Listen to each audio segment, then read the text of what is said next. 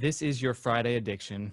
It's the Rundown Show. It's the thing that you live for. You've been looking forward to it all week, as have we.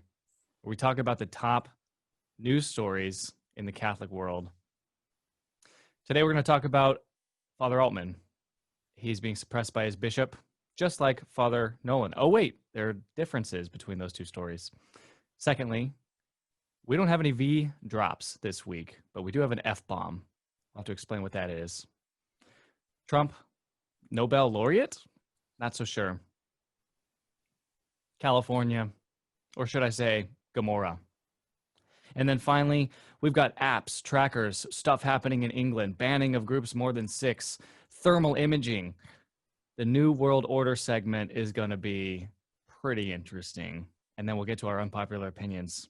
Today's September 11th, 2020. 19 years ago today, the world changed.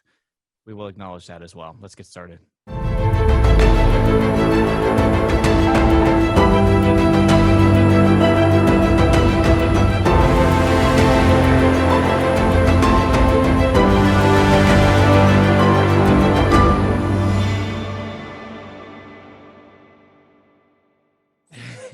Yeah, wake up, Ryan. What's the deal? Ryan's still waking up, but we all woke up to a really nasty little story the other day, and the Catholic sphere is ablaze in defense of Father Altman. Father Altman is a diocesan priest in La Crosse, Wisconsin, right? Wisconsin. His bishop is named Bishop Callahan. Bishop Callahan released a letter saying, "Shut up and sit down, Father Altman." But it's not signed. It's so weird. There's no signature block. And it almost looks like the letter's coming from the communications guy. I'm like, hey, communications guy, maybe you should shut up and sit down. Probably what happened. I mean, it could be what happened. I mean, if you read the letter, it plays both sides very well. It says, yeah, a lot of what he said is true, and it's based on undeniable truths, is the words that the letter used. But then it goes and addresses his tone of voice and how making generalizations across negative remarks about groups of people or whatever. It's not the tone that should be used. It's divisive, just like the Latin Mass is divisive. It divides people. Oh, yes. Well, we shall all go merrily to hell together rather than be divisive. So what Father Altman, what did he actually say? I think it's important to just flush out what he actually said in this video. He said that you cannot be a Democrat and be a Catholic. He said that exactly 0 Catholics voted for Obama because it's not possible to be a Democrat and a Catholic at the same time. He called out Father Jimmy Martin for having a speaking role at the DNC. He called out Bishop Robert Barron for denying the long-term eternal nature of hell and the population of hell. He called out Obama for being a blasphemer, for saying God bless Planned Parenthood, which is a blasphemy. And then he called out the hierarchy for their mishandling of the scandals and the abuse and the financial mismanagement. And he said, shame on you, and there's a reason why the people have lost faith with the hierarchy. So pretty strong words from a priest. Now, this was not like, him recording a catechesical, what's the word, Ryan? Catechetical. He is not recording a catechetical video in the basement of his parish, for the old ladies to watch who couldn't make it that night and put it out on YouTube. This was a highly produced, well done, good production value, dramatic video, scripted. He knew exactly what he was doing, exactly what he was saying. He put it out. Courage. Yeah, for sure. Fortitude. So anyway, the letter from this bishop, not surprisingly, it came out and it said, you need to, I've tried to correct you. I tried to fraternally correct you in private. Didn't work. I brought in a couple people to try to pressure you. That didn't work. So now I'm trying to correct you in public. And if you don't shape up, then I have canonical powers that I am willing to use to silence. How many days has this video been out? I think the video came out on August 30th. Okay, it's not. I mean, not that. Yeah. Here's the thing: between the Mass enforcing a certain dress code at Mass, which we've been begging our bishops to do for a while, to how quickly this public crackdown has come. I mean, it shows that the bishops can do what they want when they want. You know, Jimmy Martin has a Twitter account, 200 and something thousand followers, says all sorts of heretical things, like, I don't know, denies the multiplication of the loaves, all sorts of stuff, and nobody cracks down on him. Nobody even says a word. But because somebody releases a video, and because the internet can go everywhere, they say, oh, because the internet can go everywhere, because their video can go everywhere, it's so important for us to crack down. I mean, yeah. Well, I'm calling on Bishop Callahan of La Crosse, Wisconsin, to fraternally correct Jimmy Martin, and when he does that, then I'll take this letter seriously. That's just where I stand on it. Father Altman had an interesting thing in what I believe will be his last videos. He announced that the bishop wants to cancel the live stream for his mass, and he began by taking the gospel that day, and he was addressing it, and the things that our Lord was doing, and he starts comparing. He say, hey, look, would Jesus make it in the church today? His tone would be off, and so he just takes the wording of the bishop's letter, just turns it around, and it rather makes sense when you look at what he's doing. Why Catholics too are following Father Altman, defending Father Altman, why what he said resonated, and of course why the bishops, the do-nothing bishops, have to jump in and all of a sudden do something. It's just as brother said, Father Martin is, Catholics everywhere, like, why is Father Martin, got free reign to do whatever he wants? Mm-hmm. Why is, all these people, preaching heresy everywhere, and nobody seems to care? Or again, how is it the bishops who, we can't enforce dress, we can't change how people dress, wear a mask, or you can't go to mass, and they'll do that. All of a sudden, that's okay, but not saying, okay, there's not much tank in that tank top. You need to put something over this, or those shorts.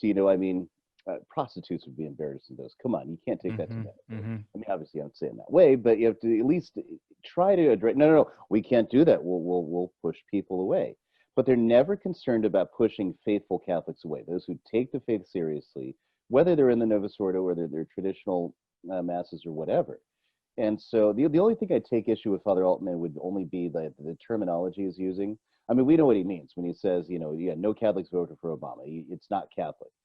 In as much as, a good Catholic wouldn't do that is really what he means, because, I mean, ultimately, you're still a member of the church. You're just a bad member. Yeah, I think he's being tongue-in-cheek. I mean, it was a setup to a really great joke. He goes, I looked at the exit polls. I crunched the numbers, 2008, 2012. I looked at how many Catholics voted for Obama, and I've done the math, and it's zero. I mean, it's a great zinger. It's a good punchline. Right. I liked it. It is a good punchline. I mean, in as much as, like, you have to stop, and this is where faithful Catholics are outraged by what the bishop has done, because at what point can we say that the Democratic Party is simply opposed to the interests of the church, no matter what? I mean, I can't think of any way that, and not even just on the life issues anymore either. I mean, the very freedom of the church to continue to exist, to continue to preach the gospel, really is in jeopardy with these people. It's credibility, yeah, absolutely. And they're against everything the family stands for. Now the left is standing up behind pedophilia. They're already lining up the far left, and that's going to eventually trickle down and be the new normal for the left to defend pedophilia. And if you don't agree with that, you're some unbalanced far right Nazi elitist that hates pedophiles, which of course everybody should hate them. Are you kidding me? I guess not the left anymore. So I mean, that's where the Democratic Party is going. That's its future. And in the letter, Bishop Callahan says that that what Father Altman says does not represent our values. Like he's saying that the Democrat Party has some values that are our values as Catholics. Steve, I know I have no insider information here. I don't know Father Altman. I don't think you know Father Altman. The one thing that he did say in his video, though, that I thought was really telling is that the reason why more priests don't stand up and say what he said and speak with clarity is because it's not that they're afraid of the mob. They're not afraid of Twitter. They're not afraid of being canceled. They're not afraid of Antifa or Black Lives Matter coming to their doorstep. They are afraid of their own bishops coming down on them like lightning bolts. And to be fair, I mean, he's had videos where he said that the bishop called him in and they just basically said, tone it down just a little bit. But he's been doing this, 4 or 5 months now, and he hasn't pulled any punches back. he's even he called out the bishop Skida. I can't remember the bishop's name in Tennessee. Then the next one, he manned up and apologized afterwards. He goes, if I can say this, I can also say that I took his thing out of context, and I apologize for the bishop for saying that. So it made great credibility to him for doing that. But yeah, I don't know. We don't know the inside. My 2 cents is it could be a wink, wink, just to get the haters off the back. In the video that Ryan brought up, he said, we're not doing live streaming anymore. It didn't say anything about doing MP3s. I've asked about 6 people that posted that are higher ups, no more than I do. Hey, did he get silenced? Yes or no? Can he do MP3s, whatever? And they have not responded back to me except for other guys that said, yeah, I agree with you. We shouldn't be live streaming anyways, which we shouldn't. For other reasons, like, people thinking that they can go to mass. If you take away the live streams, maybe we'll get people that are actually wanting to go to mass, getting off the couch and demanding the parishes be opened up again. And Father can do MP3s like a lot of other priests do. I don't. I don't know. I mean, we really don't know, and I don't want to like Father Nolan, like we were talking before. We knew what's going on with that. I got nobody inside on this one. Yeah. Well, I guess prayers for Father Altman, and you're right. That letter released by the bishop, it's laughable in some respects because it basically says, I agree with everything you said. There's nothing you said that's wrong. It's just that you're mean. You sound mean. Why do you have to be so mean? It's not charitable, so-called. It is what it is. Yeah, see what happens the next couple of weeks. But for Twitter land and Facebook land, they call the dogs off a little bit. I mean, we're all about ready to come out with pitchforks and things like that. That's always the case on Twitter, though. Can we focus on getting everything open and stuff? We're all about, let's go after these guys. I want to have some marches down on the State House. Let's go to the bishops' ones that are closed and do that. Have that fire for that to reopen the parishes. I think in the Diocese of La Crosse, they are planning on Sunday at 2:00 to have a rosary rally in support of Father Altman at the cathedral. So that's pretty interesting. Wish I could. Another thing, the bishop never closed down up there too. He's kept everything open, and he didn't do what other bishops did, which closed down their entire diocese. No V drops this week, gentlemen. Thank God. No V drops. We got a double punch last week. In lieu of a V drop, we are bracing ourselves for an F bomb. The F bomb is coming. That's right. Francis is writing an encyclical. Does he have to? Speculation about what is or is not in the document. I'll tell you what's not in the document. Authentic Orthodox Catholic teaching. Did I say that, Ryan? Yeah, Tourette's. It was probably the angel in your shoulder whispering. Yes, indeed. Lots of people are speculating, though, right? It's just like in football. Everyone likes to talk about the season coming up, or who's going to win the Super Bowl, or what this and what that, and who's going to win tomorrow. That's armchair quarterback, and we all speculate, but no one knows what's in it. What do we know? Do we know when the encyclical is going to drop? I heard that Francis is also writing a book to coincide with the encyclical. Is that like the new SOP? Is Ryan publishing that? No.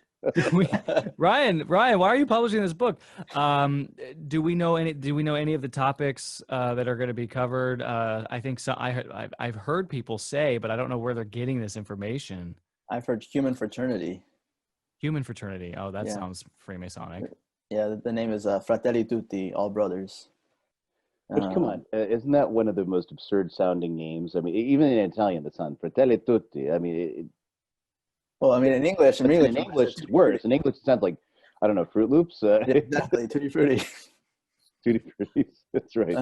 More than likely, it'll probably be something to go with the WHO and tie everything together. The Abu Dhabi statement. The Abu Dhabi statement.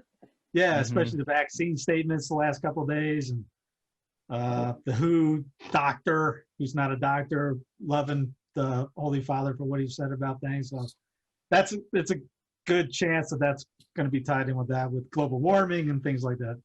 For those who don't know the reference to the Abu Dhabi statements, this is where Pope Francis signed a document, an ecumenical interreligious document that said that God, Almighty God, positively willed the existence of all religions, including the Catholic faith, but also all of the other false religions as well. And that kind of goes to piggyback off of the Instrumentum Laboris from the Amazon Synod, in which case there was a sentence in there that said, love within the context of all religions is pleasing to God, which is not true. It's one of the statements that Archbishop Schneider pointed out. But I mean, it's one after the other, and of course Pope Francis didn't throw away the Instrumentum Laboris, but said that we should go and we should pray about it and consider the things that are in it, even after the Synod was over and published its own document. So it kind of leaves it, all open. But one thing I have to say, share something that I learned back in 2015 when I was in Rome for a couple of months. I was discerning with a community that's now suppressed because they were traditional. But one of the superiors had a meeting with a cardinal that works in the Curia and some of his officials, priests and monsignors that were underneath him. And then the dinner the day after that meeting, and of course us seminaries, we were all kicked out of the house, all that kind of stuff, because it was supposed to be private, right? But he shared with us that he learned that Evangelii Gaudium, which was the first encyclical that was written exclusively by Pope Francis, because the first one was Lumen Fidei, which was half Benedict, half Pope Francis. But Evangelii Gaudium was returned back to the Holy Father from the CDF with 23 theological errors and 53 theological doubts. And there's also like some theological questions as well. It's a pretty high number, but I remember 23 and 53. And none of them were corrected. I mean, it kind of shocked me, but then to add to the credibility, Cardinal Mueller was rolled over with Raymond Arroyo, who said basically the same thing about Amoris Laetitia. He didn't give specific numbers, but he said straight out that the CDF returned Amoris Laetitia back to the Holy Father with corrections to be made, and none of them were corrected before publishing. And these are documents people are going and praying with, trying to see God's face through these encyclicals. They need the truth, but instead they're being given theological errors. And so if it comes out like this. point these out, you end up rolling dubia in a van down by the river, essentially. There's something to be said about freaking da! Wow. There's something to be said about the overuse of the encyclical generally, and I think it's a modern trend in general, but John Paul II, I think, really pushed that. And then as we get to Benedict and Francis, there's a line in that HBO film, The Young Popes, one of maybe about 10 really good takeaway lines from that. And then the writers couldn't figure out what they're doing, and the whole thing became trash. But it was in the first episode where the Secretary of State is with the Pope, and he say, "Oh, what are you going to do next? Are you going to do this?" And he's just kind of say, "Oh, Holy Father, how about an encyclical?" And then he's like, "Nah." And then the Voelio, the Secretary of State, is like, "Well, an encyclical. It's often quoted but never read." Right, and that's largely been my experience in most encyclicals, is that you find some salient line that you like for whatever reasons, or to emblazon for whatever new position you're going to take on something, as if that this was now some de fide thing that had to be followed. So the overuse of the encyclical, I think, has blunted any positive effect it has for teaching the faith. It's just way overused. What we need is clear papal bulls. This is of the faith. This is not. This is an error. This is formally condemned. And that's what we more or less need in a period where basically every stupid opinion that's ever been is now suddenly held by churchmen everywhere. Yeah. And we need that kind of blunt tool. And you see in the history of the papacy too, where things become overused. Papal interdict, for example, not so much excommunication, but interdict was a tool for the popes of the Middle Ages, and Pope Innocent III had triumphed over the greater monarchs of Europe using this particular tool. But once you get to Boniface VIII, it's been overused, and now pretty much people are ignoring it. Edward I says to his priests, "Well, the Pope's over there, long way away, and I'm here with my men, and are you going to say Mass? Oh, I never knew there was such a need." And so then interdict loses its effect. Jubilees are another one. Actually, the same Pope that has these troubles, Boniface VIII, he's the one who inaugurates the Jubilee, right? And the Jubilee becomes, this great celebration. It's done, sparingly for these special occasions. Well, I mean, especially once you see it in John Paul II, it's so overused. It's completely lost its effect. I was in Rome in, what was his Jubilee for Mercy, 2017 or 2016? I can't remember. I think it was 2016. I was there for this, the Jubilee for the Year of Mercy or whatever. And then it was like nothing was going on. Essentially, you never knew anything was going on. They got this little thing. Oh, you can carry your cross right up the Via Costanzione, right into St. Peter's Square, and it's be great. This great thing. Hardly anybody was there. Hardly anybody was doing it. Papal audiences were like nil. You'd never know there was a Jubilee going on.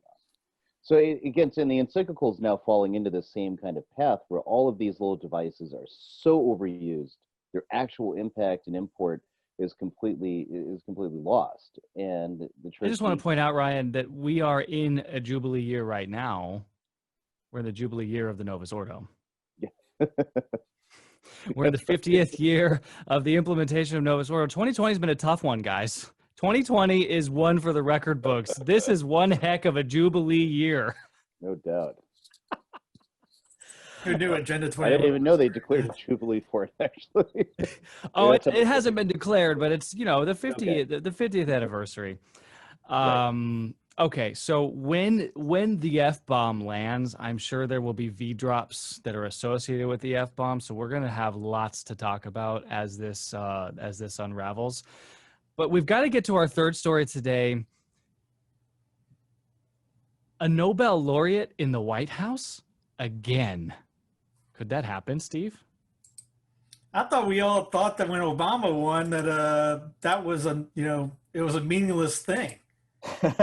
I mean, he won it before. Didn't he get nominated before he even took office?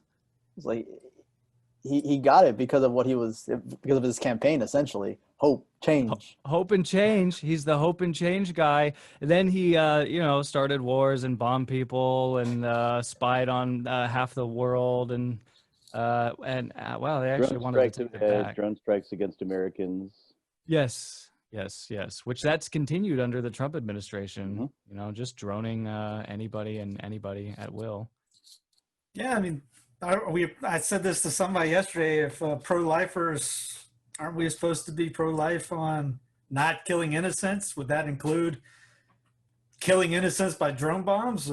There's a stat by Free Thought Project that has Trump dropping more than Obama did in his 8 years, and that was during Trump's third year. Again, this ain't saying don't vote for the Trumpzilla, but let's be honest, be consistent in everyone's arguments. I mean, we just, you know how it is. You're gonna get hate mail for saying anything negative about MAGA, but right. Steve's definitely going. We do an unpopular opinion segment now, and we're going to get to that. And as a follow up to that, we're going to be asking on Twitter. There's a poll, and we need to rotate who releases the poll because I'm pretty sure it was fixed by Brother Martin last week. Somehow, Brother Martin, I don't even remember what his unpopular opinion was last week. It was that. It was so unpopular, no one remembers. Exactly, that's why I won. It was lame. So is the winner winner the mail-in votes? So I already think I'm foreshadowing where Steve's going to go with his unpopular opinion. But look, Trump nominated for the Nobel not by an American but by some European dignitary of some kind. He's not going to win. They'll never give it to him. But the credibility of the Nobel Peace Prize has been called into question ever since Obama won it for hope and change. Yeah, it's a non-story.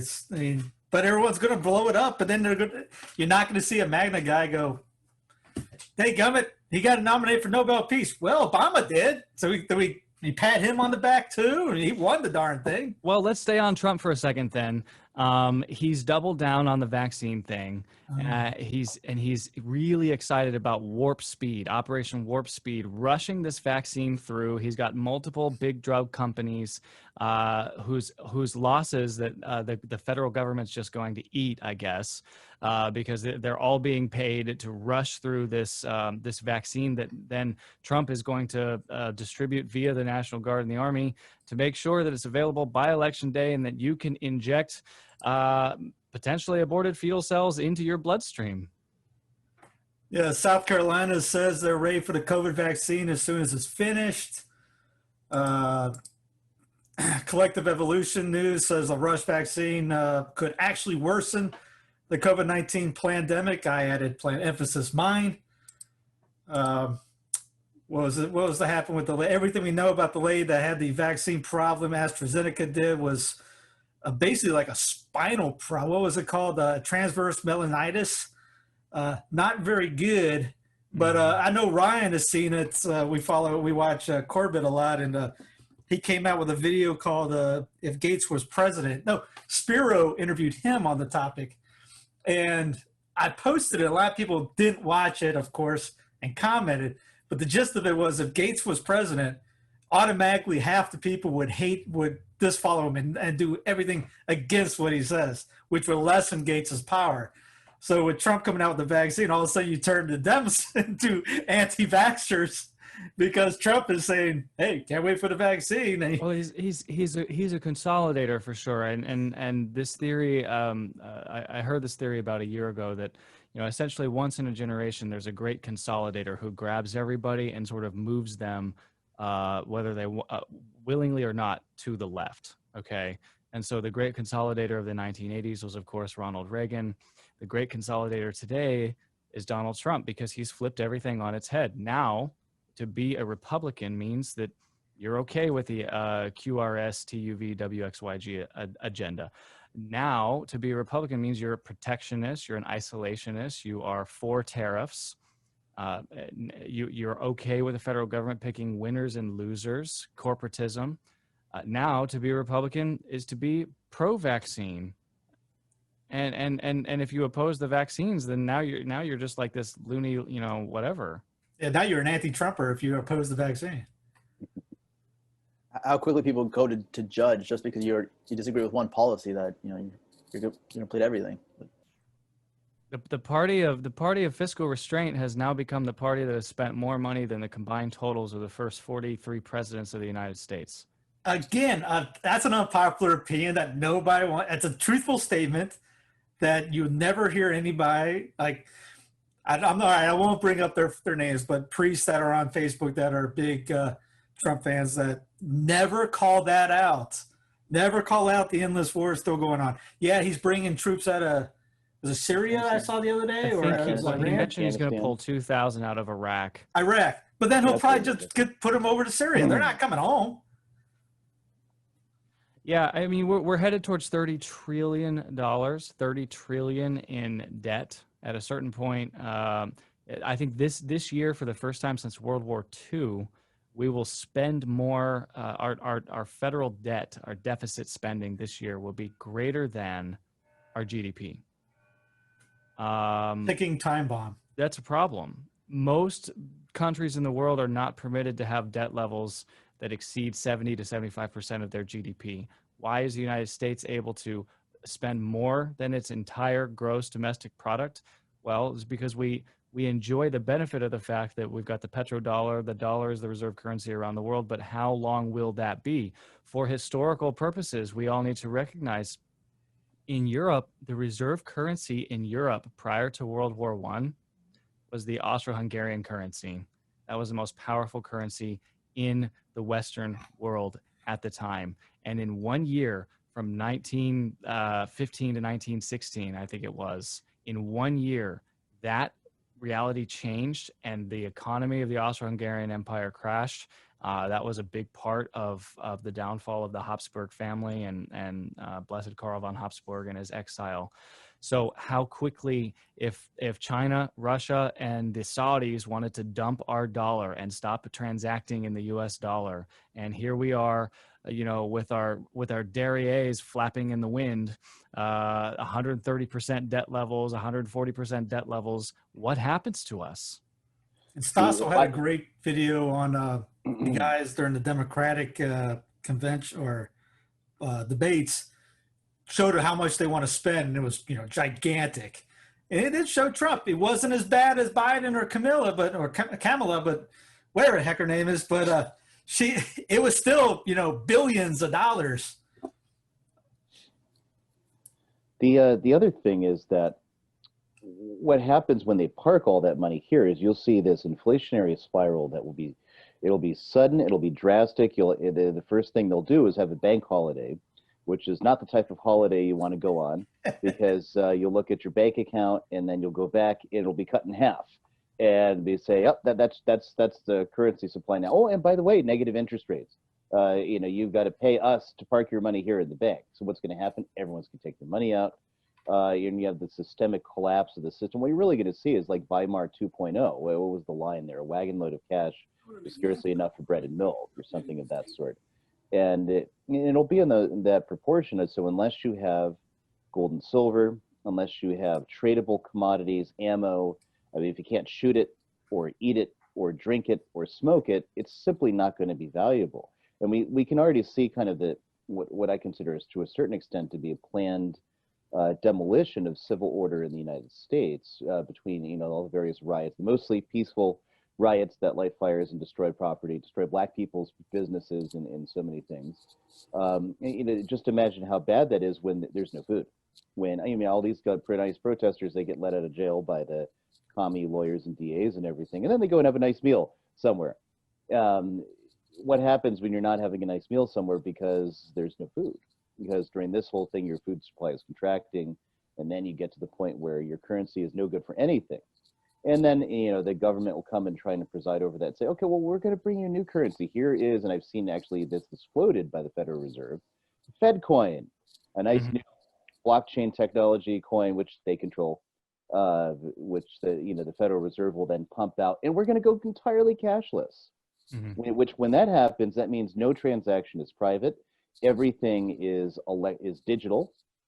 And if for whatever reason you're not complying with something, say you don't have your health passport with all your shots up to date for whatever shot you're supposed to get that you morally object to because it has aborted fetal cells or whatever the reason for vaccine hesitancy, the next thing you know, boom, that bank account disappears or it's frozen and you can't use it. And now it's you got to trade with your neighbors or something. It's actually a really scary world. You don't even need the chip in your hand and that sort of thing, which I wouldn't be surprised if they don't do eventually. But irrespective of whether they're actually going to bring in chips in your hands or not, or all the transhumanism or the chips can be in your brain, and who knows. They don't need any of that to affect this cashless society that essentially locks you out for non-compliance with arbitrary government dictates. And that's the world that's coming. And it's, and that's so the arbitrary shortage of coinage, which is man-made, because they've just stopped minting coins and they're just reducing the circulation of coins is merely just the first stepping stone.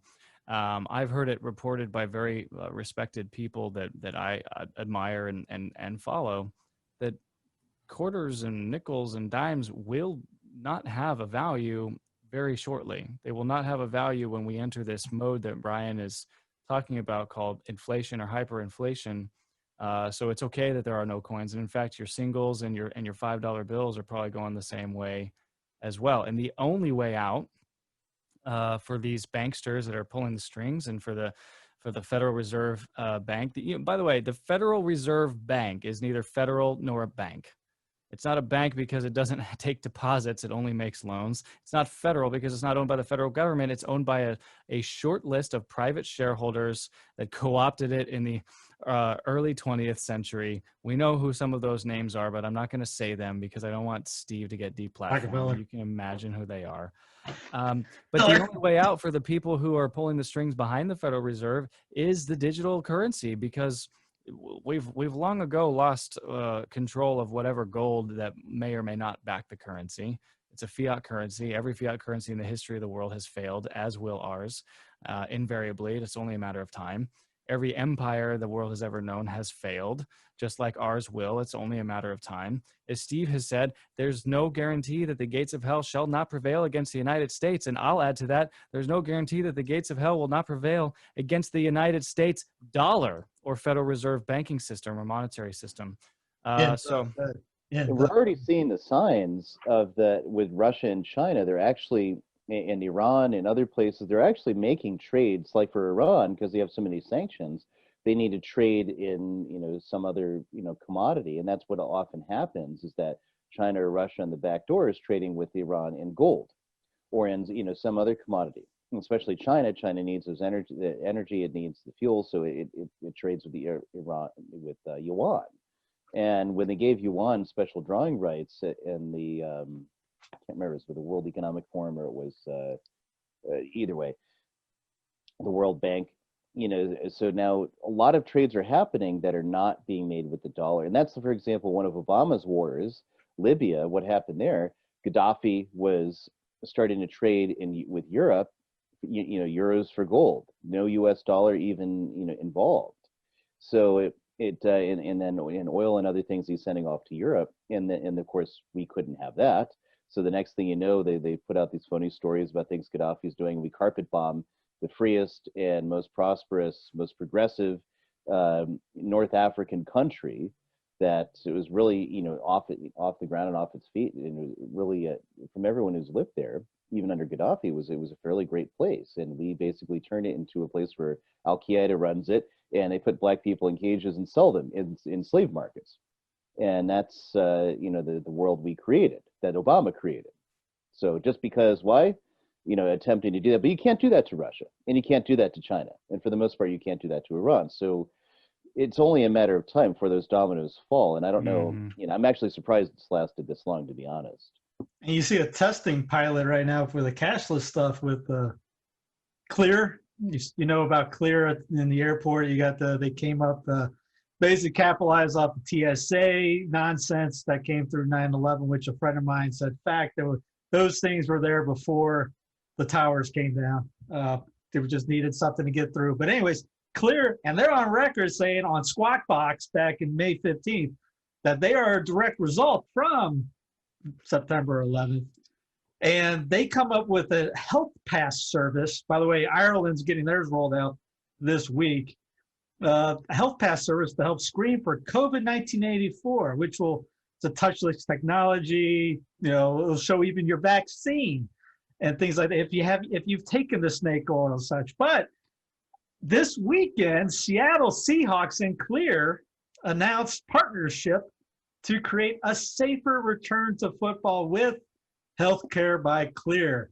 So you have to use that to get into the game, make sure that you're safe, quote unquote, to get in, etc. And as well as that, they're using cashless transactions. You can't buy anything with dirty germ-infested Benjamins. You have to go to a kiosk, put it in to get a prepaid card to go up and pay for anything throughout your experience, even if you're allowed to get in the Darren Stadium. I don't know what stadium's allowed people in or not anymore, but you're seeing that being test pilot rolled out with Seattle. That will eventually go out to the rest of the NFL, which will get a lot of people into more atmosphere and businesses. And then what will you do, ladies and gents, when your parish has a little kiosk out front that you got to scan the Clear health screen, or whatever it is, to get in to go to Mass? As some people say, the mask isn't a hill to die on. Step one, where's your line? Step two is something else. Step three, I've been telling people here, what's going to happen when we have a temperature check outside the parish? I ain't seen a priest say no to anything really, or a bishop to stand up against anything. And when they say no, like Father Nolan did, he gets shut down, not even by his bishop, but by his order. When they say no, like Father Altman, then they get shut down by their bishop. So you're right. When they tell you to take the mask off, that sounds like a crazy hill to die on, but it's just a precursor. If you're not vaccinated, you can't go to Mass. If you have a fever, you can't go to Mass. If you're not willing to scan your face and your biometric data to walk into the building, then you can't go to Mass. Where's the line? It sounds all where's the tin hat? Okay, go get your tin hat, Steve. Save that for the unpopular opinion. Yeah. That's right. We have to move into our fourth story, though. We've been talking about global affairs and the global economy. We have to bring it back to a domestic story here, and that is happening on the West Coast right now. God is chastising California. Have you seen these pictures? These pictures are insane. The Golden Gate Bridge is obscured by the red fires. My friends in LA even sent me a picture. The air in LA is yellow. The air. Isn't it always the haze over LA though?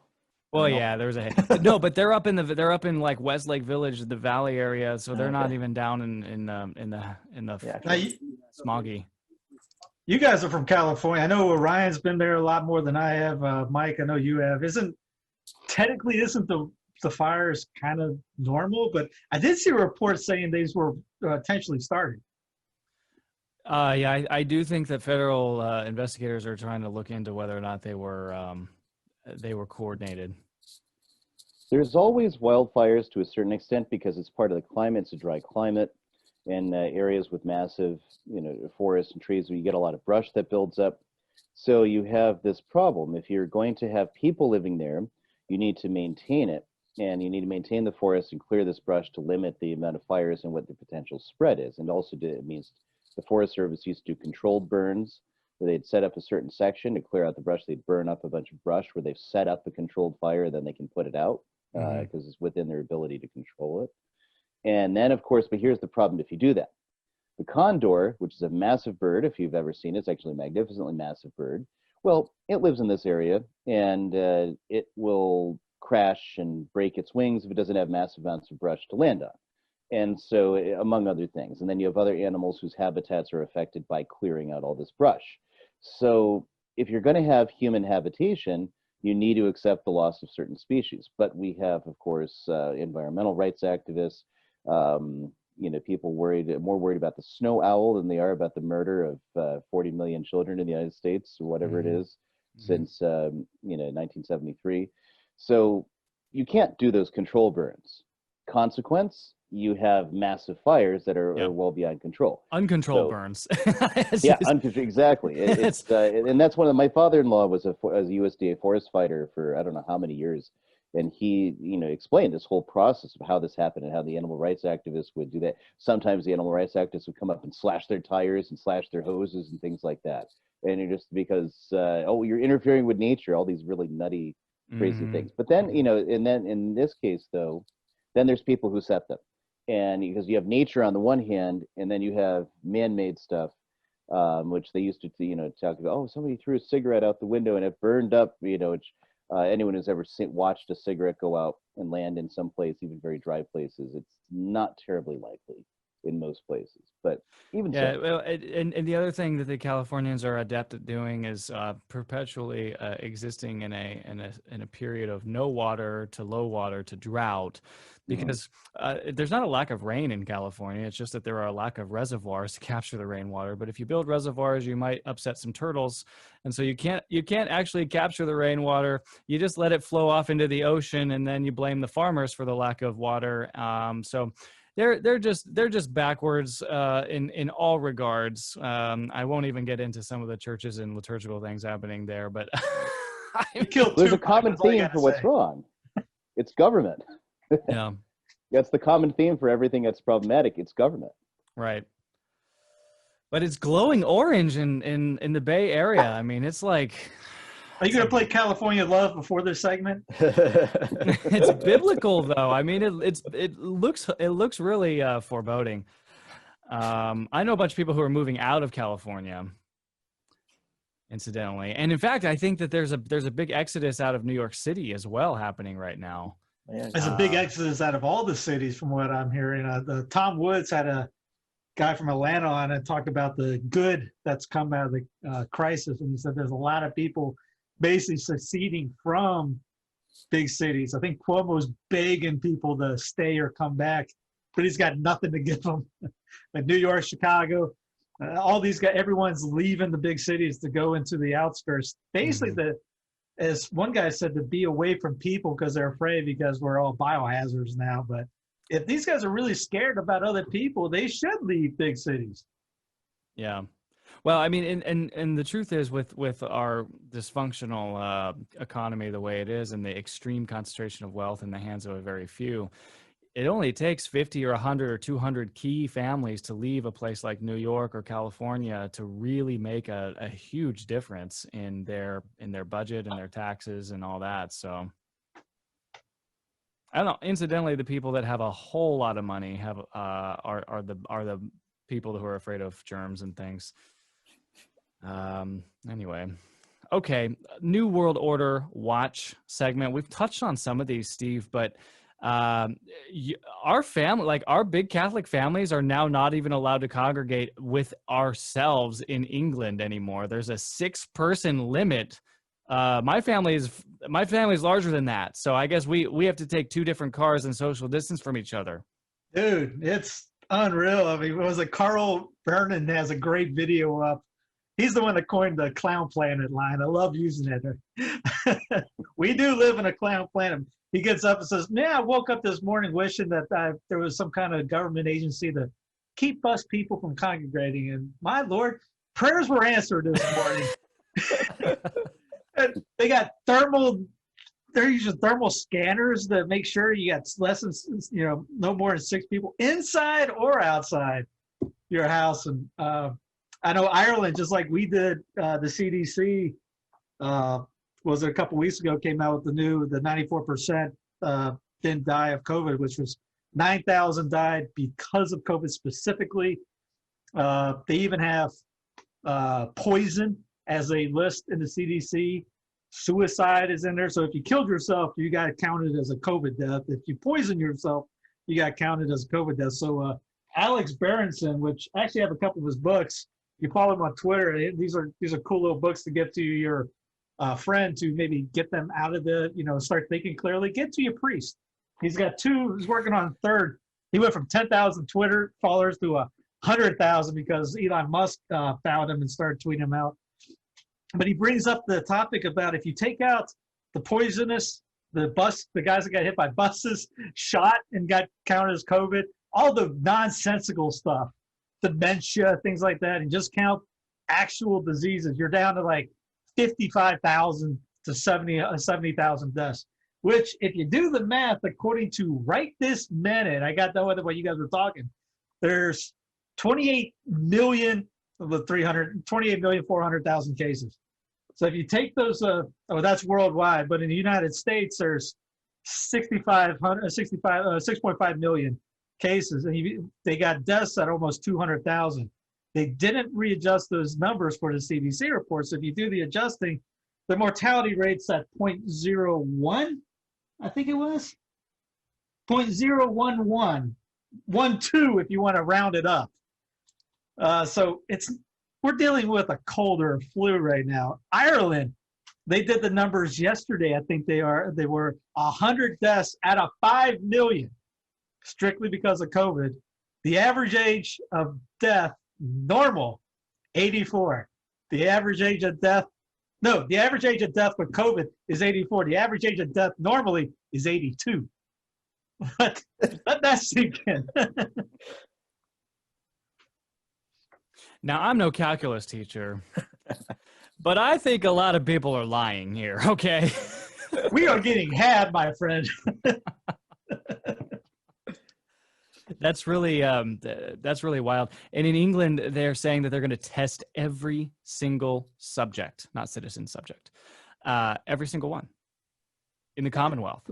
Yeah, and just getting tested. How frequently? They're going to keep testing them? Oh, we basically keep testing you until they get a positive result. Is that what they're going to do? And what does it even mean when they do get a positive result? I think I've said this in a previous show, but if you never show symptoms, you don't have the virus. I'm sorry. It used to be basic virology. I mean, we have viruses living in our body. We have infectious bacteria living in our body. We have it every day, thousands upon thousands upon thousands. You have like viruses like the Epstein-Barr virus. You've got influenza living in your nose all the time.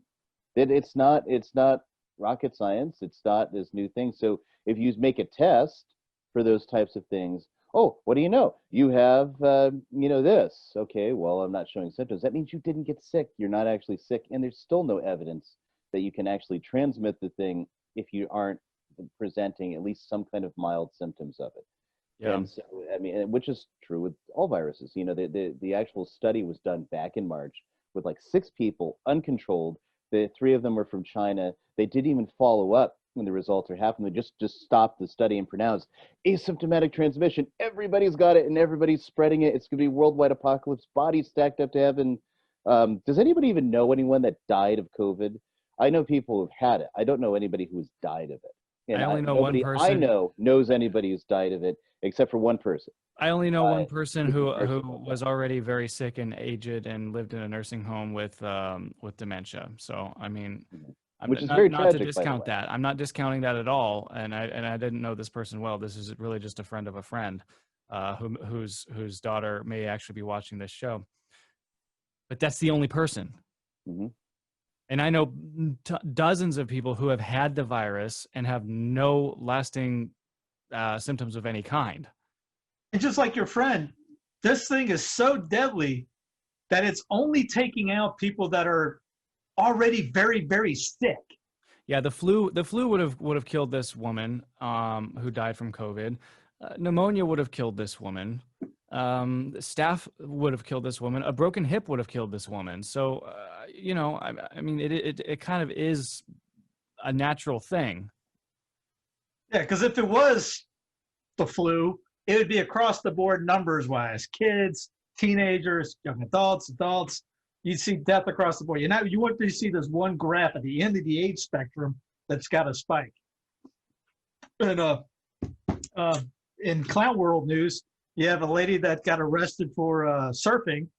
Oh yeah. Oh, in Spain. At least the yeah. guys that arrested her dressed like hazmat suits. I gotta. Okay, I'm gonna make a note. I'm gonna make a note to find that image. That these people were wearing like this looked like that Dustin Hoffman movie Outbreak, Yeah. where they were all wearing the like level 4 mop gear, space suits, and they're chasing her down on the beach, and she's like running away from them with her surfboard, and they're chasing her down, and they tackle her. She's going to get fined like 1,000 pounds, I think it is. And if they claim that she got anybody else sick, it could be like, was it 100,000 pounds or something like this? Oh, How do really? you make that judgment? That's so she is a threat because she's out surfing and she's tested positive for COVID. You are the new terrorist. This is how deadly this disease is, though. This is a pestilence, ladies and gentlemen, because it is so vile and so despicable to the human body, so much violence to your body that you can barely function. I mean, you can hop on a surfboard and stand on a wave on the Spanish beaches, but pretty. I mean, this is really bad stuff here, folks. And then in flying news, virus is government. That's the deadly virus. Because, I mean, this thing in itself, as we've just seen, isn't really particularly harmful, but all these government measures, everything government and health authorities have done has done nothing but destroy people's lives and make people sicker and widen the impact. And when people say, oh, the pandemic is causing an increase in suicide, no, it isn't. Government is causing an increase of suicides. Oh, the pandemic is causing this. No, government is causing this increase in psychological, conditions. Yep. Let's call it for what it is. And it doesn't need to be, except they're playing for all the marbles to gain the most control, just like at 9/11. That was a transition. Hold on. What did what's his face Kennedy say? Governments love pandemics as much as they love war because they can control you more. Mm-hmm. Wow. Yeah. Okay. So governments are causing fires in California. They're causing droughts in California. They're causing suicides around the world. Governments are to be contained. That leads us to our unpopular opinion segment. Unpopular opinion. It feels like Ryan wants to go first. I just have this, I don't know why. I just get this sense that Ryan wants to proffer his unpopular opinion first. Now, remember, ladies and gentlemen, watching on Sensus Fidelium YouTube channel, subscribe to the channel, hit the bell for notifications, like the video, and share it. The four of us are in a heated, locked battle every single week for who has the most unpopular opinion. Your brother wins again, I quit.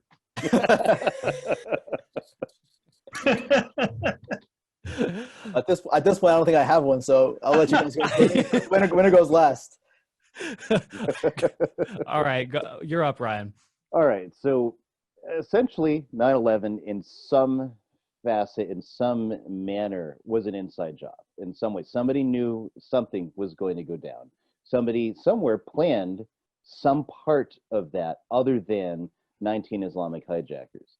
And then, the who, well, there's suspects on the list in names. And Bush, I mean, did Bush do it? I don't actually think Bush sat there and planned it. I think he was told this is going to happen and this is how you're going to manage it. Because that's what most presidents actually are, just managers for the people with the real power. So ultimately, whether it was planned demolition or all these, I actually don't know. And at a certain level, I almost don't care. The only thing I do know with absolute certainty is the government's story is nonsense. And there's so many people that also know that just people who are actual architects, who know the math, who know the science, and just look at it and say, no, what the government is saying happened here, what NIST is saying happened, did not happen. And that was even relitigated not too long ago in where a New York Housing Authority looked at again, challenged NIST's results, and especially in the World Trade Center 7, which didn't even get hit by a plane. So my actual unpopular opinion is that whatever about the actual hijackers, who I do think were there, and yes, I do think there were actual planes, people saw the planes, and I'm not trying to play into the crazier conspiracy end of things, the no planes theory and that sort of thing.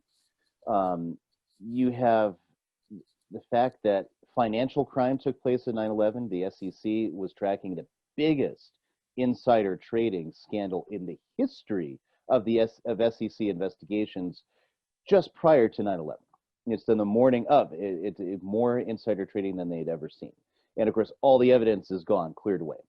You have all the lies. Governor Whitman, for example, or former Governor Whitman, who was on Bush's in Bush's government. She says, "Oh yeah, everyone go in. You don't need any kind of PPE. You don't need oxygen masks. Just walk into this mess." Even though they knew there was asbestos in those buildings, they knew that the rubble was hazardous, right?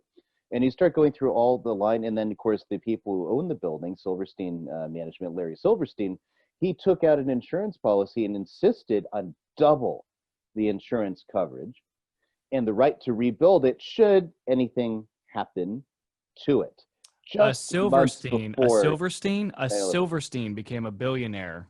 Yes. Oh, interesting. And so he sued. So it actually, in the New York, even according to the old gray lady, the New York Times, the very day of, while 9/11 is going on and people are jumping to their deaths from this horrible thing that's going on in the towers, which he owns, Silverstein's on the phone with his lawyers trying to find out if he can make this two separate events and therefore sue the insurance company for double, for 7.1 billion as opposed to the 3.5 something billion that he would have gotten as a result from the attack. He wanted to take it as two separate events because there were two separate buildings.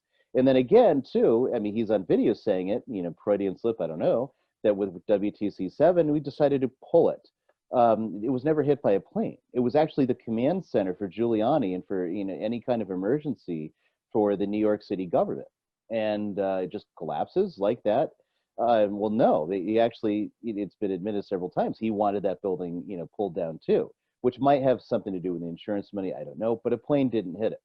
They were able to blow that up fairly quickly. And you have so much testimony and all these things. So the paradigm, who benefits though? And I'm going to wrap this up so someone else can get more unpopular. Who benefits, the cui bono in this whole thing is the government, is federal overreach. And it creates the 9/11 paradigm where, yeah, there's these evil people out here, terrorists.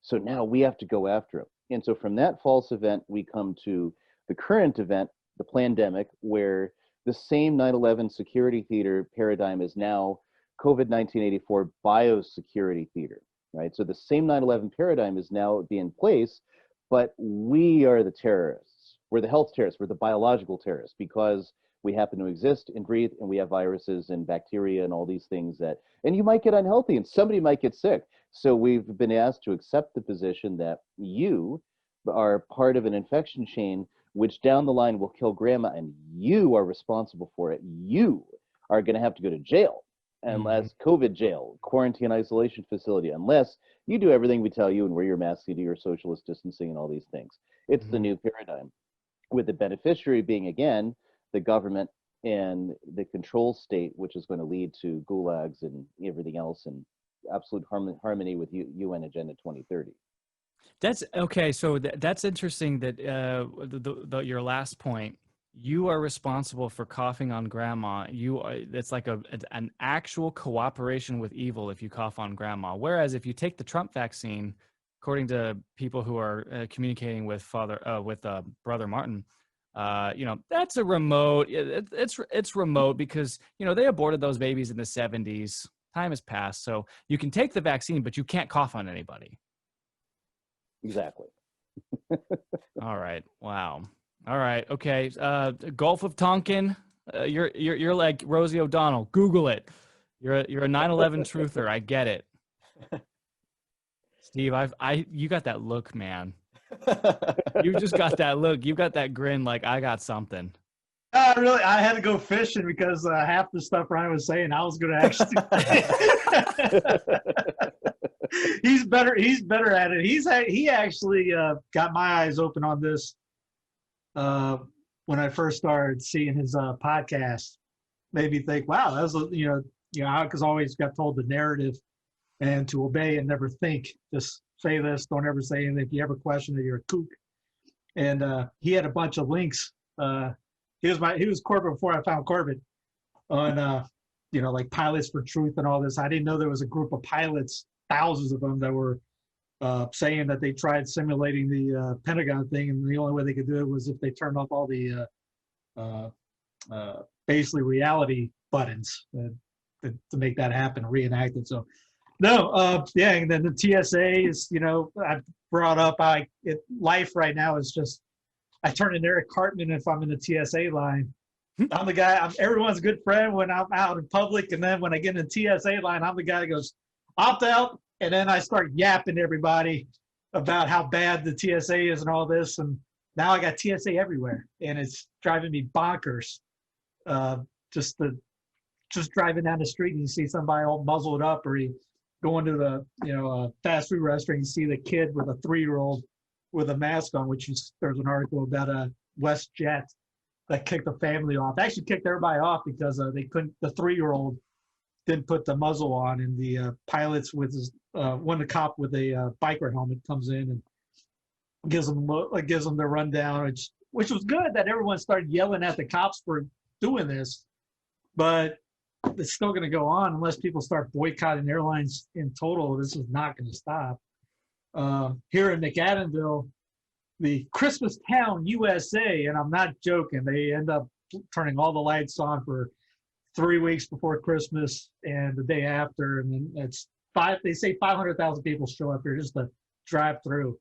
Well, because of COVID, and it's September 11th, and I think Christmas is in December, and towards the end of it, they've already canceled half of the stuff. So what do they know coming that we don't know? As we said, there's another shutdown coming. They got a list. I'll be like, was it Rush? Right off the press. There's a list right here for all us citizens of McAdenville. One of the things we found funny that's being mocked all over town is the town 5K virtual race. So everyone's like, what is a virtual run 5K? With you run with a selfie cam or something, and you put everyone in a computer. No one knows how that works. Oh my gosh! Not all the lights. There's a lot of things canceled and things like that, but it just goes to show there's another shutdown coming sometime, and you see the numbers. What I bring up, and they're doubling down on everything. Here comes the vaccine. It should be here in October. South Carolina, other states are saying they're getting ready to do it. And people are you look at the news, it's a case-demic. They don't talk about deaths anymore. They had one death today, I saw this morning, God rest her soul. She was yay big. And, you're looking at going, all right, does she have any other health problems? It's kind of like that meme that's going out with that lady that's, 700 pounds on a electric scooter yelling at somebody going, hey, watch it. Be better for my health or something like that. Going, she's sipping on McDonald's or McDonald's. Yeah, scarfing down a Big Mac and the jumbo fries. And she's wearing a mask, and there's a lady walking by with no mask, and she says, "You're ruining my health." Yeah, that's it. Yeah. So it seems like, Steve, your strategy this week to win the Unpop poll is once again diversification of your unpopular opinions. Throw a few of them out there. Have one. Ryan took all the one on that one. I just don't want brother to win. I don't even know what he's going to talk about. Whatever it is, it won't be more unpopular than Ryan's, I don't think. Brother Martin, are you ready? After you. Okay, fine. I will give you my unpopular opinion this week. I would like to commend the Fuhrer of Los Angeles, Eric Garcetti, mayor, for actually doing something good in response to COVID-19 84.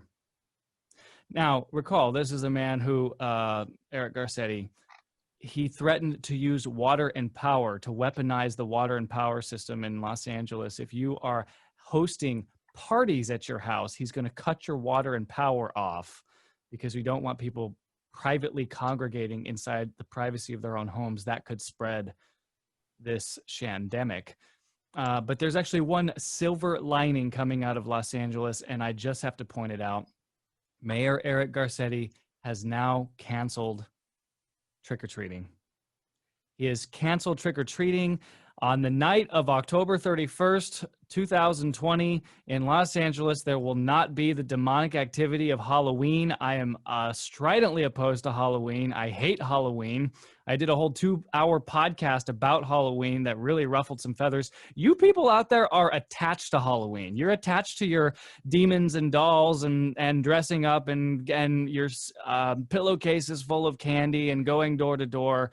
Well, let me tell you, you need to get on board with All Hallowed Eve, which is not Halloween. It's manifestly different. And you don't celebrate it by going door to door dressed like a demon or a vampire or a werewolf. Those are bad things. Don't do those things. Kudos to the Fuhrer of Los Angeles, Eric Garcetti, who, like a broken clock, is right once a year in canceling the demonic thing that we call Halloween. All right, top that, brother. I'm not going to get a vote, so I better not get a vote. real quick story about Halloween. When I was in Rome, I mean, it was All Hallows Eve, so we had mass for the vigil mass or whatever for the next following day, All Souls Day or All Saints Day. I barely knew Italian. It was like my first month there. I saw someone go up for communion. He looked kind of awkward. He didn't look like he was particularly there dressed for mass. It was at the Piazza Navona. There's the church things, Santa Ana or something like that. But anyway, he had his hand out, received communion in the hand, all that kind of stuff. But I watched this guy because he was, he looked interesting. But then I saw them put the host in his pocket. And so I go to the back of the church where he was leaving the church. And in my very broken Italian, I tell him to give me what's in his pocket. And I pointed in his pocket because I saw exactly where he was. And so very, very startled, he reached into his pocket, crumbled the host, and just crumbled all the crumbs into my hand. Then afterwards, people reminded me that it was Halloween because, I tend to forget, what Halloween is. But also a lot of black masses go on around that time too. So it's pretty serious stuff. I mean, it's just not fun and games, Halloween. But anyway, unpopular opinion. I think just yesterday, Marco Tozzati, a Vaticanista, released kind of a prediction. He's hearing through the grapevine that at the end of October, I guess around Halloween, the CDF, or not the CDF, Ecclesia Dei is going to be completely and totally dissolved. So before, it was a pontifical commission that was responsible for protecting, providing for the communities such as the Fraternity of St. Peter, the Institute of Christ the King, and any other religious community that wanted to use the extraordinary form of the Roman Rite, and just kind of be in dialogue with them and just keep them safe. This past year, Pope Francis said, "Okay, we don't really need you to be in your own office or whatever. So we're just going to pass on all your duties to the CDF and move your department within the CDF." But now, word on the street is that it's going to be completely and totally dissolved. What does this mean for communities like the Fraternity of St. Peter? What does this mean for the communities like the Institute of Christ the King, their pontifical right, which is kind of the highest status in the church? Marco Tozzati says that they're going to be reduced down to diocesan right. And because they won't have the protections coming from Rome, so to speak, they'll be completely and totally at the mercy of whatever whims the local bishops want of them. One of the protections that these two communities had in particular was not necessarily having to celebrate the Novus Ordo. They could, live in their entire priestly lives celebrating just the extraordinary form. But without that protection, they could easily be asked to celebrate the Novus Ordo and have to comply. Of course, with the ideological trends, the exception becomes the rule, and now celebrating the extraordinary form of the Roman Rite will be very, very spare for them. Topple this in with, I guess we were talking about Father Nolan and the fraternity's way of handling that case of silencing him. You put these two things together and we see kind of a shift in the trad world of I guess, the rock that we were standing on, in the sense that these two communities were always going to be there for us. or Rome was always going to allow these things to happen. I think now, my unpopular opinion, I guess, is I think now we're coming to see the reality that Rome was treating us, I guess, the laity, as if we really just had a psychological attachment to the past. This is passing, and so there's no really need for these communities to exist. Goes hand in hand with the report, the survey that the bishops were sent.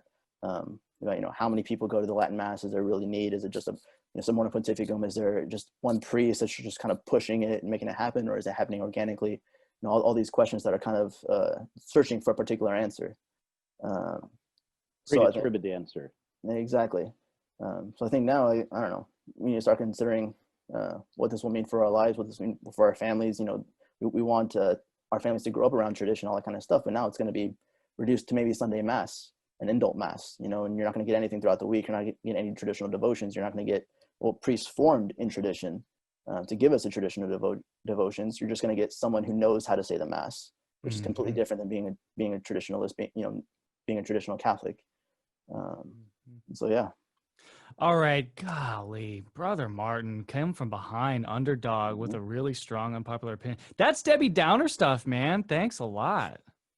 Well, but it's true. Everything you said is true, and I think even further, they're going to deprive us of all the indult masses. I think the indult masses are going to go away. They're going to overturn some more pontificum.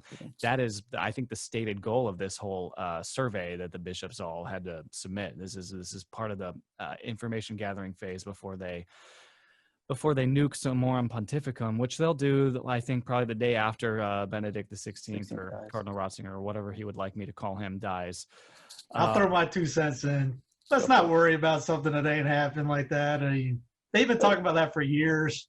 I remember talking to one Unite the Klan guy, and they got on me for, during the FFI thing, going, oh, they're going to shut down everything like this one. Yeah, call me when they shut down the fraternity or the ICK. Until then, let's not worry about that. That'd be unpopular for me. Yeah, there you go. Along with, we're not on the same team with Biden and Pence, who gave each other the COVID elbow 10 minutes ago at Ground Zero Memorial. Oh boy. They're all good friends. Oh, they're all in it together. Okay. I got good news, though. And you ain't in it. Do we have good news? Good news stories? Yes. Secession isn't racist anymore. Oh, sure. There's a group in Georgia, Wilkinson County, a couple of rural Georgia town of Toomsboro was up for sale, and 2 Atlanta women saw an opportunity. They called it Freedom. They bought, 96 acres of incorporated land, and 45 days of this movement, they call it the Freedom Georgia Initiative. It's basically, they call it unapologetically black.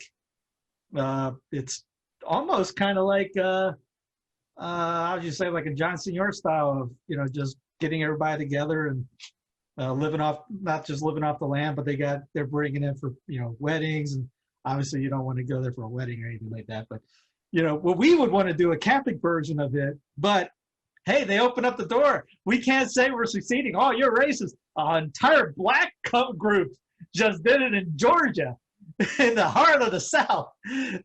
Let's do more. Okay. I don't know. I'm going to stop. We love it. That's good. No, I mean, it's good news. People are disillusioned with the federal powers of Washington, D.C. and the. Well, they're doing it because they're tired of the false racism ideas going on, and they don't want to get part of the narrative that's going on with COVID and the Black Lives Matter stuff, and they're just basically, we're done with that. My good news story is that I saw this video on Twitter, and if I can find it, if I can relocate it and cut it in, I will. It was a woman who was going to be arrested by the Spanish police for not wearing a mask. And the crowd of people that came to her defense and blocked the police and sent them running away came to her defense. I mean, I think Europeans are waking up to this. You're seeing it in Spain. You saw it in Germany. You've seen it in Ireland. I haven't seen it in America. Have not seen it here. But good news in Europe. People are waking up.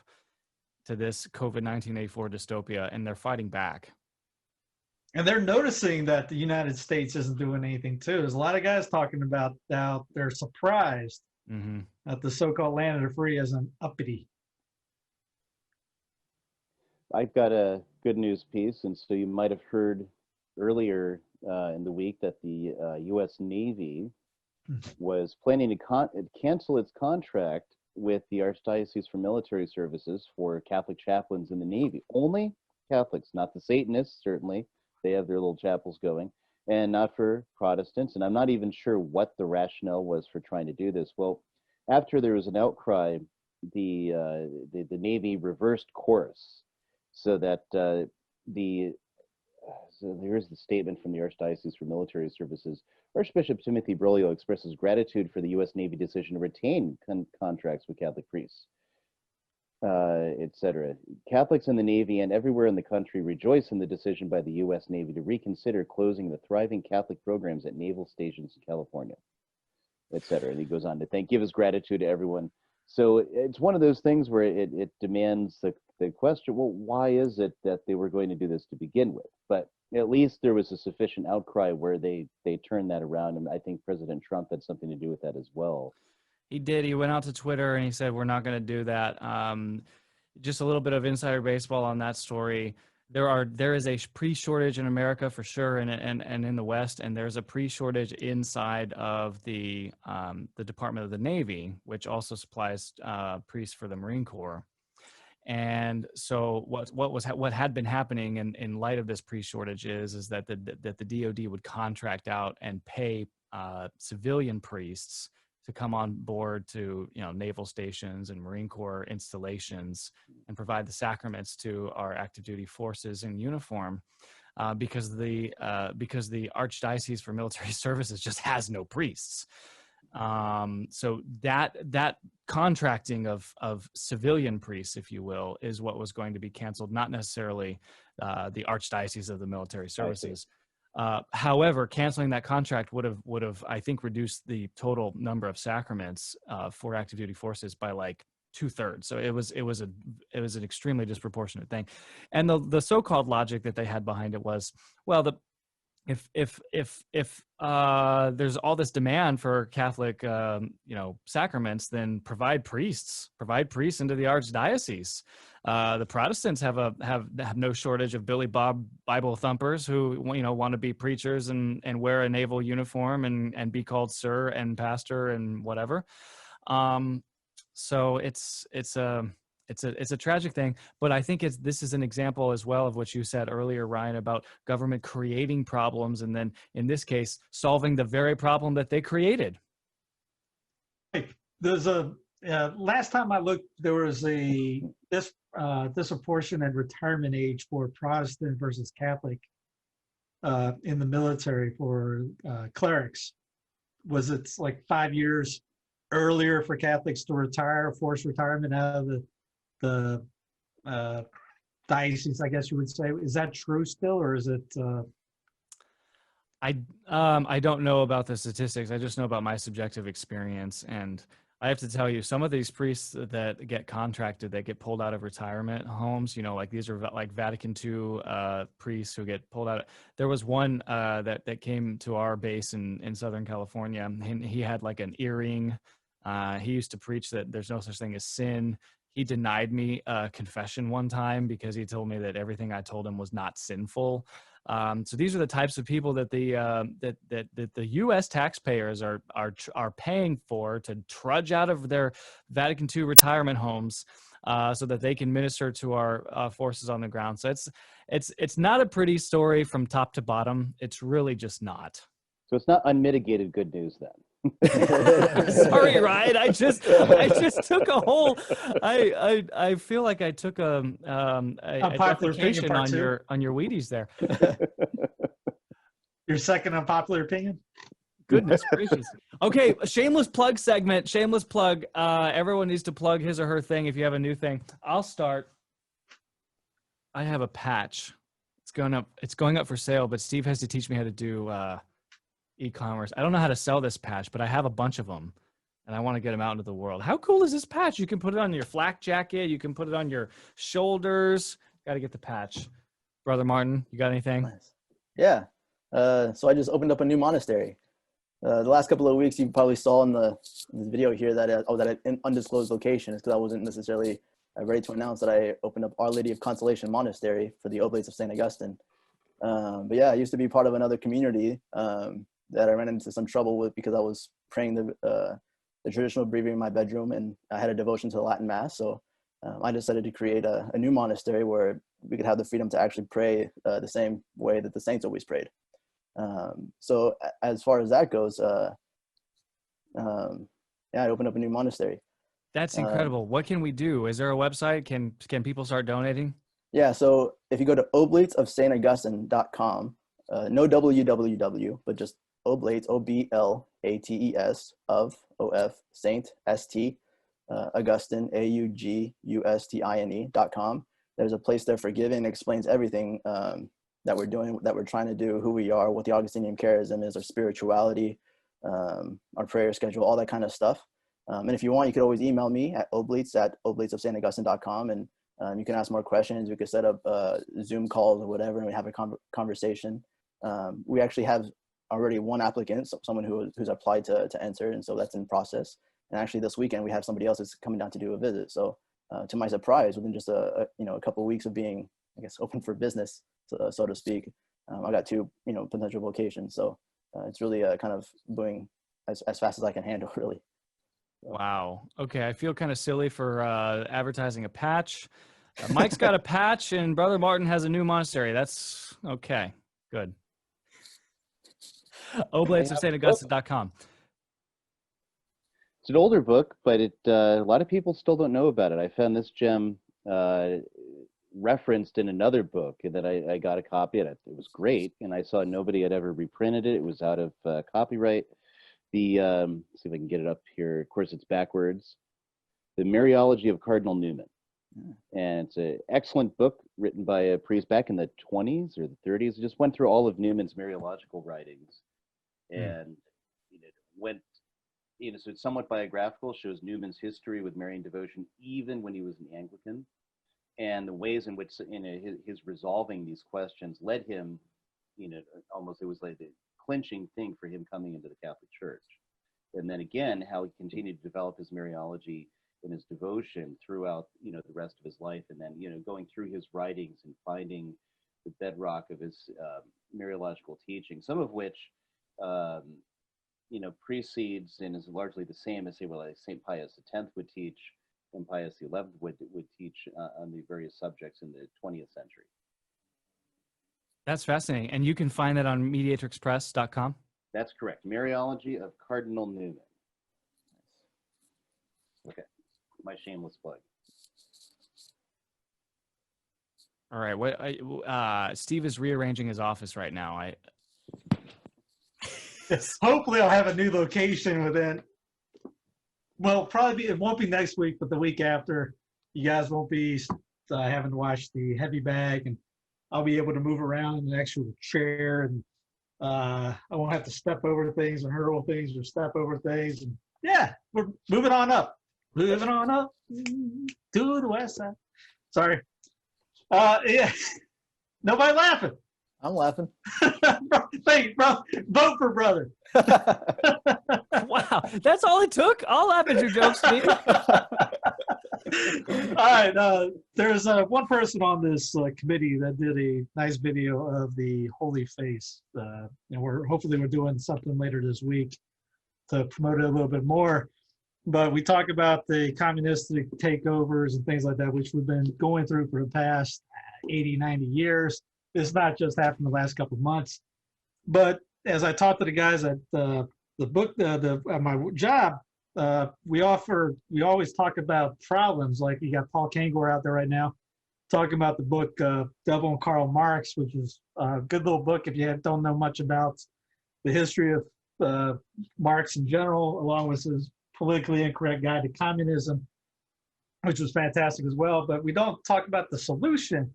And this little devotion that he's got, and if you want to get the book, just type in SF15, at checkout, you get 15% off. And the Holy Man of Taurus, who's the apostle of the Holy Face, it's the only devotion that brings out communism by name. Mm-hmm. And our Lord said it's the ammunition to defeat it. And Mike's got a website underneath that video. We'll link it underneath the show notes with everything else of what's Father's Kearney? Yeah, Father Kearney, the walking priest. He's the chaplain to the Benedictine Sisters of Queen of Mary up in Gower, Missouri, and he is hand making these little devotional books. This is the official 1887 manual of the Arch Confraternity of the Holy Face. He's hand stitching this leather and stamping the fleur de lis, the image of Our Lady, on the leather. And it's got all the prayers. It's got the little office of the Holy Face. It has the history, all of the founding documents, including from Pope Leo XIII, who promulgated this Arch Confraternity and invested it with the dignity of an Arch Confraternity. So all the promises, the 9 promises of the Holy Faith, it's all in here. Yeah, and the image itself, print out the image. I'll put the Holy Face website underneath too, so you can get a high definition, high resolution photo. Frame it, put it in your prayer room. Mike, I had an 8x11, and Mike comes out with a. You could have a 2x3 stretch size. canvas. I mean, this is. I'll rearrange my office too, Steve. I'll just stand here. What the? I was just going. Hey, there's 8x10s you can get, 8x11. No, Mike comes out with a 4x6 foot. Listen, they've got really high resolution images online, so you Mike, go big or go home. That's Mike's motto. That could be a billboard someone could put up too. Was it Arizona? They put 15 billboards up. They're doing billboard. Yes. Just since I've been promoting this devotion, which is not that long ago, I've been in touch with people in New Hampshire, Connecticut, the South, out west. People want to place our Lord's image, his face, on billboards and displace all the ugly things in the world and give people an opportunity to adore his face. There are promises associated with it. I have to tell you though, as of 3 weeks ago, there were only 200 copies available. Now, I know that the brown leather copies have sold out basically within a day of my first video on the Holy Face. So you've got black leather copies available. I don't know how many are left. I ordered one the other day. They're back up for sale, but I don't know how many. Okay. Well, we will know soon. We'll know a lot more soon when we can do our thing. Yes. But yeah, watch this video.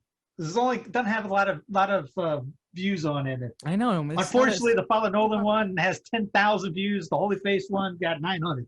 Yeah. So well, people like the controversy, I guess, more than the devotions. But this is the devotion for our times. In fact, one of the prayers of the Holy Face: "Show us thy face, O Lord, and we will be saved."